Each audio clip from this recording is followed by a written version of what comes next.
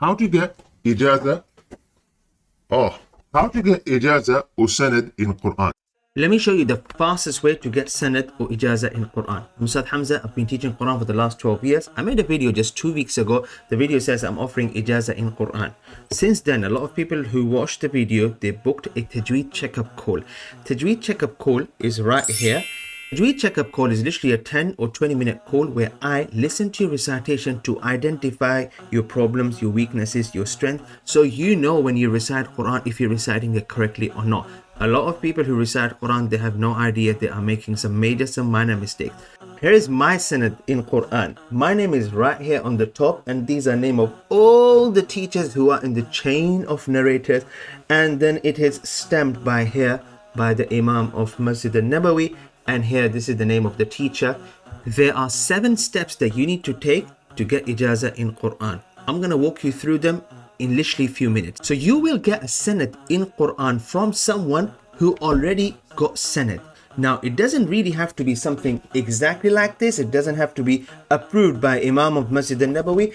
It can simply be someone who already been given permission or have Sanad from his teacher. If you think about it, in the past, no one really actually know how to read and write. So they were not walking around with papers in their hand saying, I have a Sanad.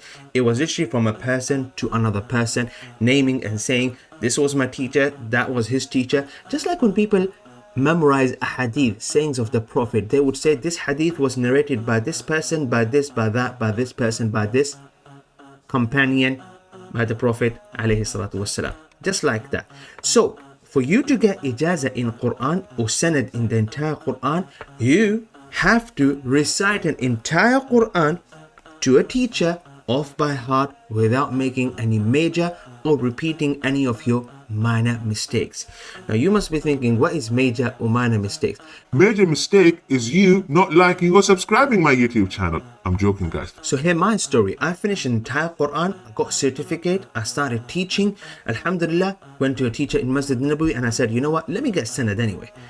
I go to this teacher, he asked me to wait, and I waited about 20 minutes, and then he said to me, read, and he started testing me, and he asked me to read, and I made a mistake here, and I had no clue that I was making this mistake while I was actually reciting Quran. And he said to me, sorry, you need to go and revise your Quran until it's strong enough that you're not making any of these mistakes, and then come back for Sanad. So I had to go and revise Quran for another 2 to 3 years. Where is the mistake? When I read this, I said, sab'u. This is not sab'u, this is sabu'u. Sabu'u is not sab'u. If I say sab'u, it means I'm changing dhamma to sukoon. Look at the problem there. Minor mistakes would be something like you're not doing gunna properly, you're not stretching properly. When you say ahad, you say ahad, and you're not making it loud enough, strong enough. You need to recite an entire Quran to a teacher without making any major mistakes, without repeating your minor mistakes again and again and again, because if you do that, it means you learned Quran wrong anyway. But for you to do that, here's a step before that. How about memorizing an entire Quran without making major or minor errors? How about before you do that, you divide Quran into 30 parts and we take the first part and we learn to master it. Hold on a second.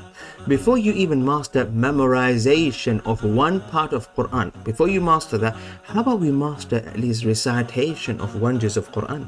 You guys, Ustaz, can you just tell me? I want to get an Ijazah. I'll show you all the steps. So you need to recite an entire Quran to a teacher off by heart without making major mistakes or repeating your minor mistakes. Before you do that, you need to actually memorize an entire Quran from the first page to the last page. Before you do that, you need to divide Quran into 30 parts and at least start by memorizing 1 juz of Quran off by heart without making mistakes in it. This is why I have a program which I'm starting inshallah ta'ala very soon. Check the details in the description, and it's called Juz Amma Ijazah program. I realize a lot of people memorize or learned or read the last part of Quran, Juz Amma, so many times, but they actually have no idea they're making so many mistakes there. So, master the recitation of Quran, 1 juz of Quran, before you start thinking about taking Sanad into the entire Quran. I think I confused you guys. What's the first step if you want to get Ijazah in Quran?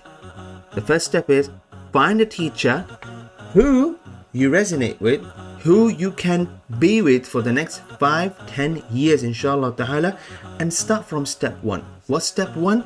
Mastering at least one part of Quran. That would be step 1. If you think I can be that teacher for you, then remember the first step is going to be mastering the first juz of Quran. We really need to make sure that you're able to recite, open the Quran and recite the juz without making any mistakes or error. But there is another level, a higher level, and this is some of the students who are in my Juz Amma Ijazah program. I'm going to push them to go for this. And that is not only mastering the recitation of Juz Amma, but can you correct someone? Can you teach someone? Can you make them as good as you are? And that's going to be something that some people who join this program, they are going to pursue. This is going to be a 3-month program. Find all the details, but hurry up because this program is going live in few days. If you have any questions related to Sanad or Ijazah in Quran, drop them in the comment box and I'll see you in the next one. Assalamu alaikum.